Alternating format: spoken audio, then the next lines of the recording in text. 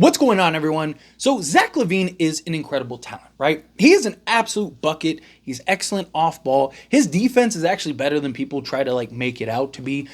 He's a guy that, he has some of the best bunnies in the league. I mean, the guy's athleticism is just A1. He's a guy that can make a lot of sense. He's not your number one option. He may not even be your number two option, but as your third option, the guy makes a world of sense for several teams, but in particularly the Lakers. Now, the Lakers were linked to Zach Lavine this past trade deadline. There was even a couple points where it kind of looked like, hey, maybe the Lakers might actually do this and pull that off.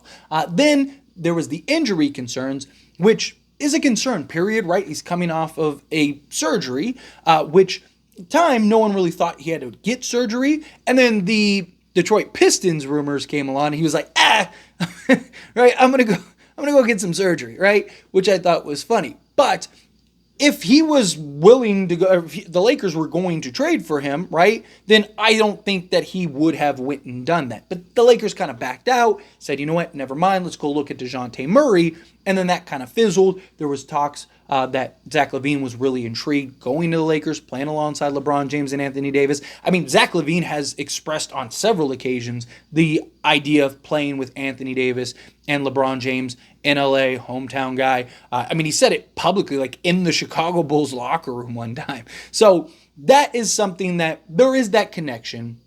All right. Problem is, like I said, the injury concern. Now, I know a lot of people like, oh, he's super injury prone. I mean, the guy's played like 77 games the year before that. He played like 70 games before that. Like, the guy's playing on average around like 70 games, which we're not in that NBA anymore where guys are playing 82 games a season, like stars in particular, right? Like 65 games is set as the barometer for a reason, right? Because that's kind of the average in today's NBA. So Zach Lavine, as long as he's playing 65 to 70 games a season, then I don't think that's an issue. But he's also making $43 million a year this coming season, which that is the biggest concern, right? It's quite a pretty penny for a guy that I don't really think personally is worth that amount. I'm not saying he's worth, 10 or 15 million, but 43 million, I mean, he's making super duper number one option money. However, Chicago may be willing to just dump him. And that's where it kind of gets a little intriguing. Now, before I dive into this, I do want to say that I have Zach Lavine towards the bottom of my totem pole.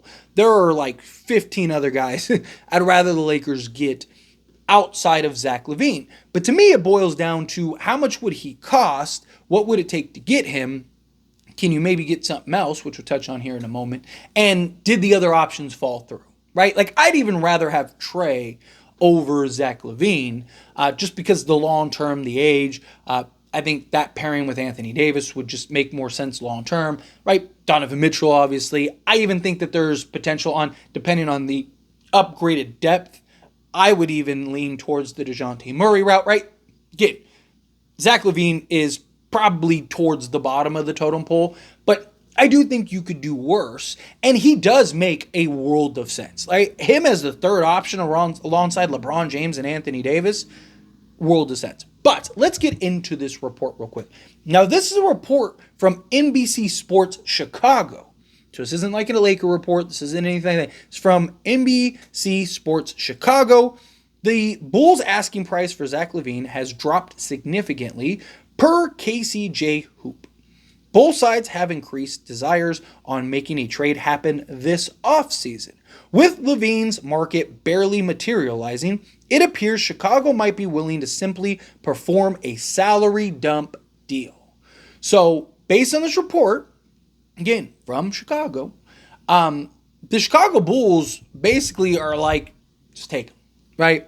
We're just gonna go our separate ways. Try to unload, try to clear as much salary as we can, get off of his big contract. We don't want picks. We don't want nothing.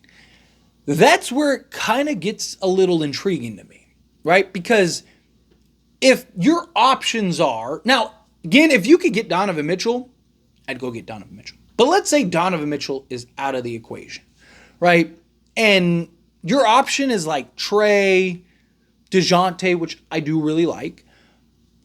Or it's Zach Lavine or role guys, but you're going to have to give up first and everything like that.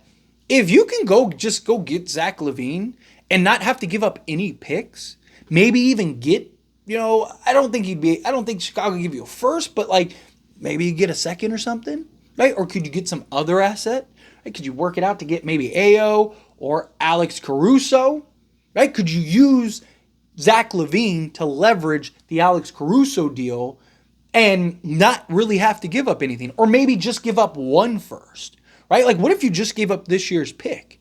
You gave up this year's pick, you got back Alex Caruso, you got back Zach Lavine, and then you still had all your picks going for you. Had your 2 firsts that you could use to trade later on down the line. You'd still have like 5 seconds, 2 pick swaps. Like you basically get Alex Caruso, Zach Lavine for nothing, right? Just to basically do the favor. I don't hate that idea.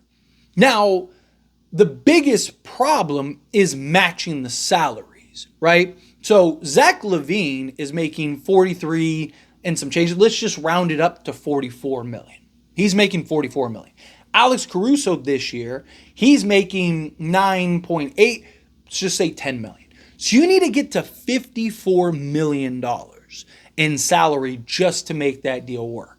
Now, if D'Angelo Russell opts in, that's not that difficult, right? Because get basically D'Angelo Russell, who's like 18.5 million. You go Rui Hachimura, there's basically 35, right? You'd have to give up Gabe Vincent. Now you're at basically 46, right? 47. So then it comes down to Austin Reeves, or you'd have to give up Jared Vanderbilt. I would personally rather give up Austin Reeves, if I'm being honest. Go ahead, take Reeves. However, I don't think the Lakers would do that.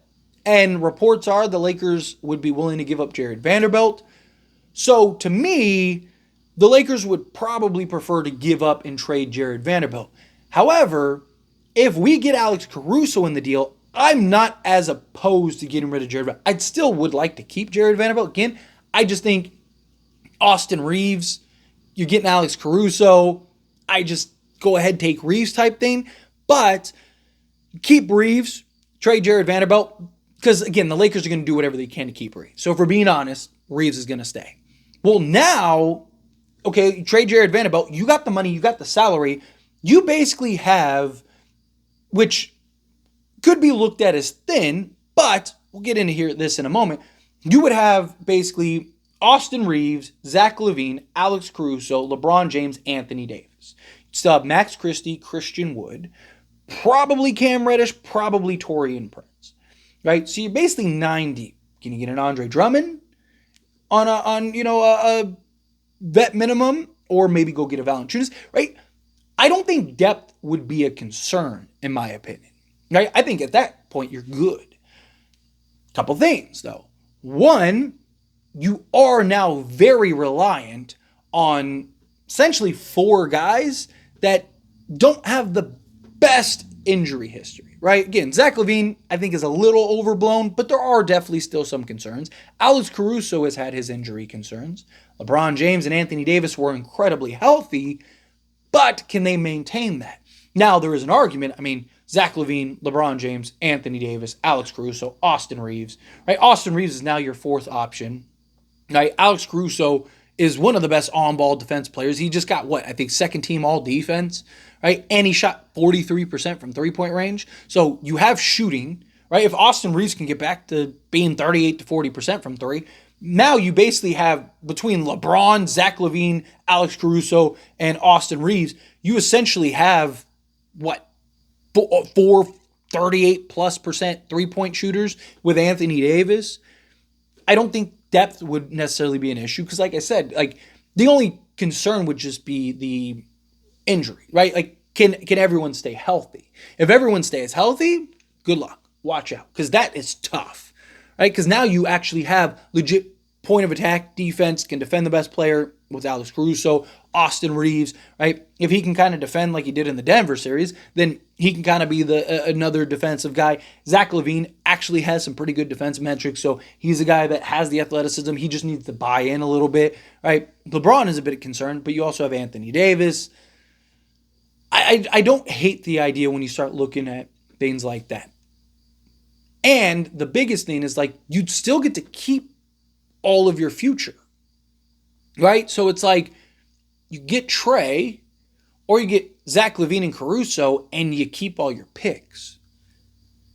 That's tough to me. Like, honestly, right? Like, again, if Donovan Mitchell does become a real option, I think you go do that. I think you go get Donovan Mitchell.